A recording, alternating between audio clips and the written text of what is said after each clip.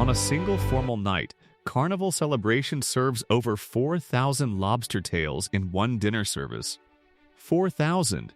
That's more lobster than most seafood restaurants go through in an entire year, cooked and plated in a 3.5-hour window by a kitchen team that started prepping before the sun came up. And here's the part that should genuinely bother you if you've been on a cruise before. That lobster tail is just one of 15 dinner foods that the kitchen puts extraordinary effort into every single night, and most passengers never order the other 14 because they don't know they exist. They don't know they can ask for them. Or they're too busy eating the same grilled chicken and Caesar salad they could have gotten at any chain restaurant back home. The main dining room on a cruise ship is not a hotel restaurant. It's a full-service kitchen with over 200 chefs cooking everything from scratch, and the menu they produce every night has dishes on it that food bloggers who've sailed dozens of cruises call some of the best meals they've ever eaten at sea. These 15 foods are the ones that veteran cruisers, crew members, and cruise food reviewers consistently say you should never miss, and the last one on this list is so ridiculously overlooked that it might be the single best-kept dinner secret in all of cruising. The first dinner food you're totally missing is the Escargot Appetizer in the main dining room, and before you make a face, hear what it actually tastes like. Escargots on a cruise ship are not about the snails. They're about the sauce. The snails are tender, mild, and almost mushroom-like in texture, and they arrive at your table swimming in a pool of melted garlic herb butter with parsley and a hint of white wine. The flavor is essentially buttery garlic bread in liquid form with a protein sitting in the middle of it. Multiple cruise food bloggers have called the escargot on Royal Caribbean ships the single most underrated appetizer on the entire menu, and the reason most passengers never try it is pure psychology. The word snail scares people away from what is functionally one of the most delicious bites of garlic butter you'll ever put in your mouth. Order it once. If you don't love it, you've lost nothing because there's no extra charge and you can order a second appetizer to replace it. But the passengers who try it almost always order it again the next night.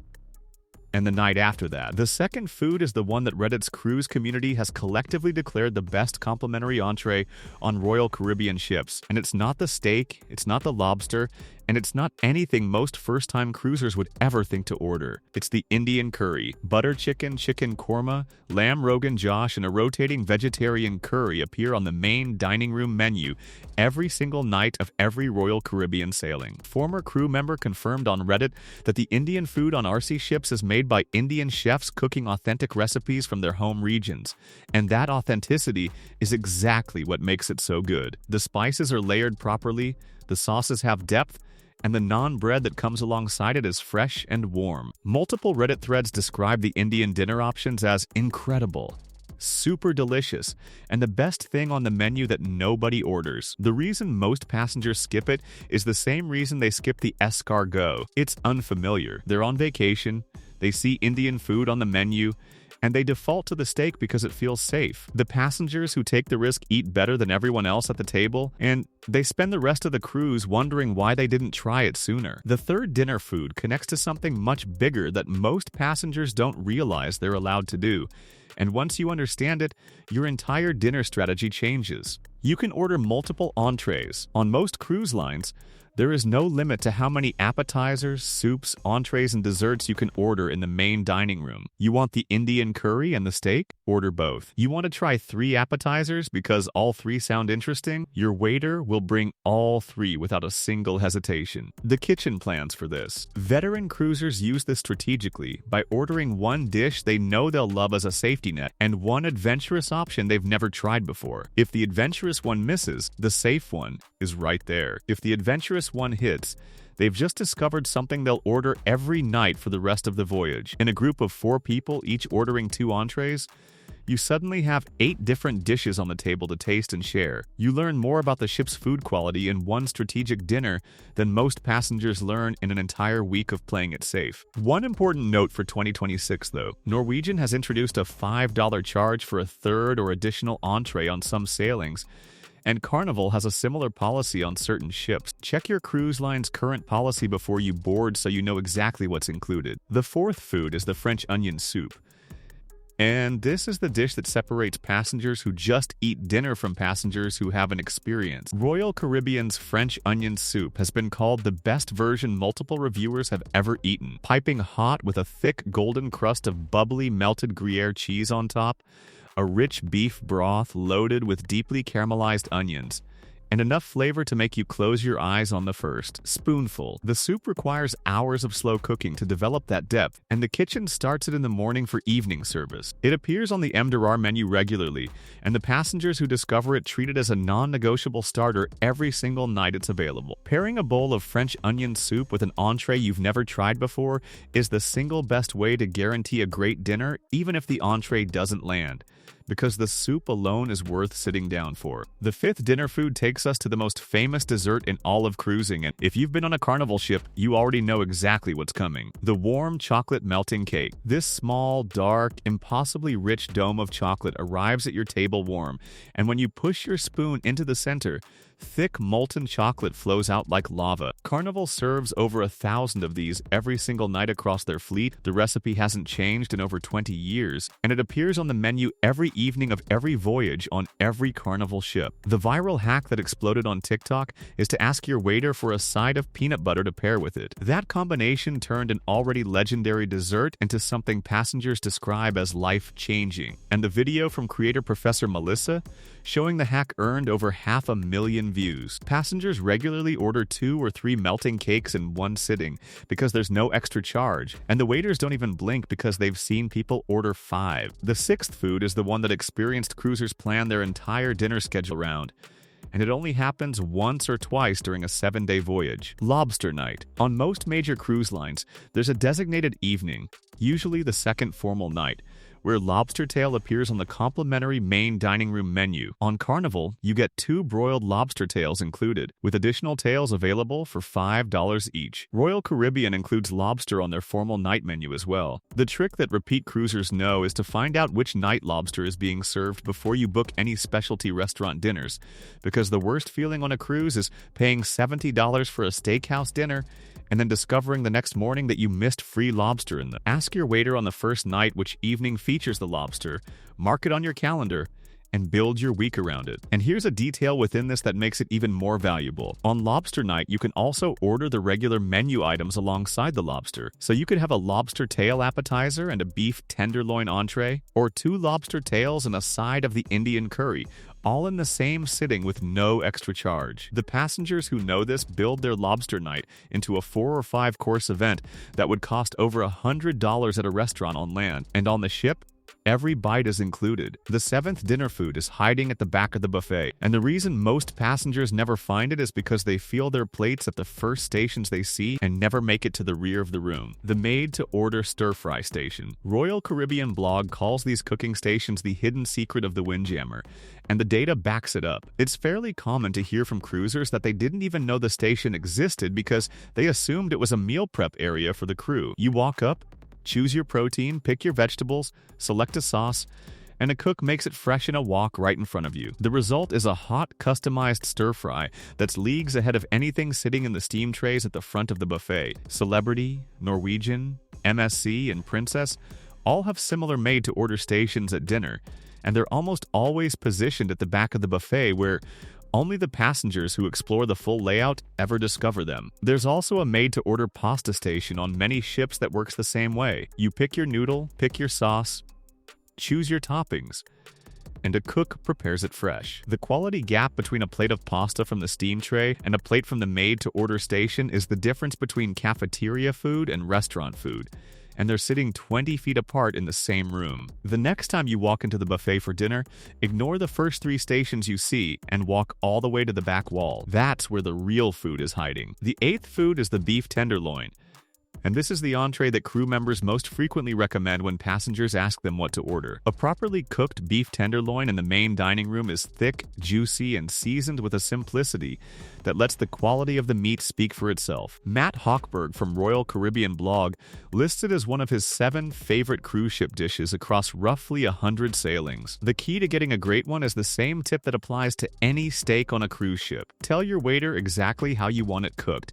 and if it arrives wrong, send it back immediately. The kitchen expects returns, and they're fully prepared to refire. Ask for medium rare, and if it comes back medium well, don't accept it. The kitchen is cooking thousands of steaks per night, and your polite, specific request is the difference between a forgettable piece of meat and one of the best bites of your entire cruise. The ninth dinner food is one that most passengers don't even realize exists on the ship, and it has to do with themed dining nights that only appear on specific sailings. Disney Cruise Line's Pirate Night Dinner is the most famous example. On Caribbean and Bahamian itineraries, one evening is dedicated entirely to a pirate-themed menu featuring jerk chicken that the servers playfully claim they personally marinated using grandmother's recipe, Caribbean spiced shrimp, and themed desserts that tie into the evening's deck party. But Disney isn't the only line doing this. Holland America runs a Dutch night with traditional green pea soup and pork cordon bleu. Their Alaska sailings feature a Taste of Alaska menu with fresh local salmon and cod. MSC builds entire evenings around regional Italian cuisine. These themed nights represent some of the most carefully planned meals the kitchen produces all voyage,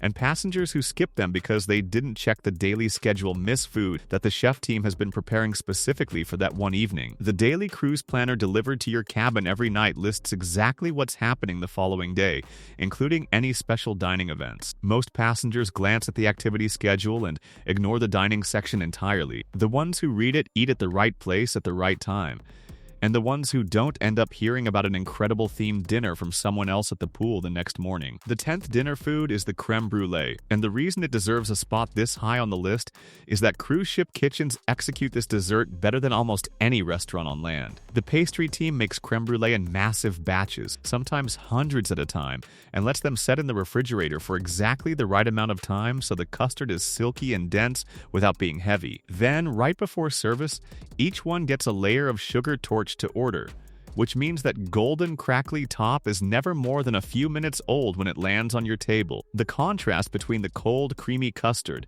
and the warm, shattering sugar crust is what makes people close their eyes when they take the first bite. Some cruise lines now offer creme brulee flights with 3 or 4 different flavors, and Norwegian recently introduced a salted caramel version that passengers have been raving about in reviews. The 11th food takes us into territory that most passengers have never even considered, and it involves asking your waiter a single question that changes everything. Can I see tomorrow night's menu tonight? On most cruise lines, your waiter can show you or tell you what's being served the following evening. This lets you plan your dinner strategy across the entire week instead of making decisions on the fly. If tomorrow has the lobster and tonight has a menu that doesn't excite you, you might decide to eat light tonight and save your appetite. If you see that Thursday features the prime rib and Saturday has the surf and turf, you can skip the specialty steakhouse entirely, because the dining room is giving you premium protein twice for free. The passengers who preview menus in advance eat strategically instead of reactively, and they consistently report having a better overall dining experience across the full 7 days. The 12th dinner food is something that cruise lines have invested millions of dollars in over the last 2 years,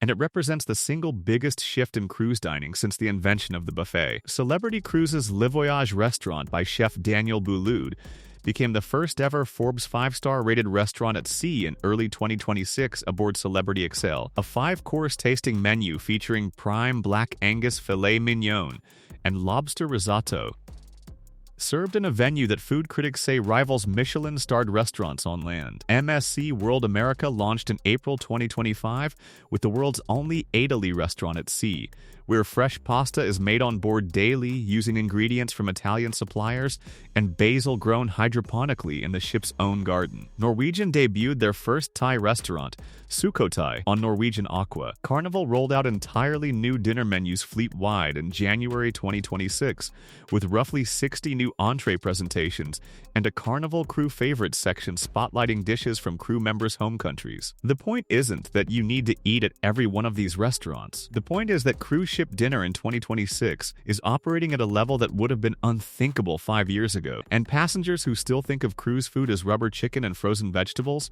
are working with information that's a decade out of date. The scale of what's happening behind those kitchen doors is genuinely staggering. Icon of the Seas, Royal Caribbean's largest ship, employs 425 chefs across 23 galleys, feeding over 6,000 guests every evening. They load enough food for 3 full cruises as a safety buffer, including 20,000 pounds of rice and 2,500 pounds of prime rib per sailing. An AI-driven system called Win on Waste has already reduced food waste by 33% by tracking exactly what passengers eat and adjusting production in real time. This is not a casual operation. This is industrial-scale cooking executed with fine dining ambition. And the food quality on ships launching in 2025 and 2026 reflects that investment in ways that would surprise anyone who hasn't sailed recently. The 13th food is the bread pudding, and this one earns its spot because it's the dessert that repeat cruisers on Holland America and Carnival describe as the one they miss most when they get home. Bread pudding on a cruise ship is made from the bakery's own leftover brioche and croissants, which means the base is already richer and more buttery than regular bread pudding. It arrives warm, custardy, soaked through with flavor, and drenched in a warm vanilla bourbon sauce or salted caramel drizzle that transforms a humble dessert into something genuinely addictive. The magic is entirely in the execution, and when your pastry team has made it 10,000 times, the consistency is flawless. Order it at least once during your cruise. If you've already had the melting cake and the creme brulee, the bread pudding is the third pillar of the cruise dessert trinity. And skipping it means you've left the best meal of the day incomplete. The 14th dinner food is about a part of the dinner experience that most passengers treat as an afterthought, and it's the bread basket. When the bread arrives at your table in the main dining room, most passengers grab a roll, butter it, and move on. But the bread basket on a cruise ship is not the same generic bread you get at a chain restaurant. The bakery on the ship is running 24 hours a day. And the rolls, focaccia, and sourdough that land on your table were baked that same day by a team that started working before dawn. On many cruise lines, you can ask your waiter for specific types of bread that aren't in the standard basket, including garlic bread, ciabatta, or freshly baked cornbread. The bakery makes over a dozen varieties every day, and only 3 or 4 end up in the default rotation. Asking for something specific signals to your waiter that you care about the details, and the level of service you receive for the rest of the meal often shifts noticeably after that one small request. And the 15th dinner food, the one I saved for last because it ties the entire list together, is the dish your waiter recommends when you ask them one simple question. What should I order tonight? Your main dining room waiter serves the same section every single evening. They see the same faces, learn the same preferences, and eat from the same kitchen. They know which dish the chef is proudest of that night. They know which entree photographs beautifully on the menu but consistently comes back half-eaten. And they know which unassuming dish buried in the middle of the page is secretly the best thing the kitchen makes. When you ask your waiter what they would order, you're accessing information that no menu, no food blog, and no YouTube video can give you, because it changes every single night based on what the kitchen is executing best at that exact moment. A small cash tip on the first evening, even just $10 or $20, isn't expected, but it tells your waiter something powerful. It says you see them as a person, not a service function. And from that moment forward, the recommendations get more specific, the portions get more generous, the off-menu suggestions start appearing, and the entire dinner experience transforms into something the passengers at the next table, the ones who never learned their waiter's name, will never understand they're missing. The best dinner on a cruise ship doesn't come from a menu. It comes from a relationship. And that relationship starts with 6 words that most passengers never think to say. What should I order tonight? There's a ripple effect here that most passengers never anticipate. When your waiter starts giving you exceptional attention, the assistant waiter follows their lead. The sommelier pays more notice to your table. The head waiter swings by more often to check on you. One small gesture of genuine human kindness on the first night creates a cascade of better service for the entire week that no amount of money at a specialty restaurant can replicate. The passengers at the table next to you are eating from the same menu, served by the same kitchen, on the same ship, but they're having a completely different dinner, because nobody told them the secret isn't on the menu.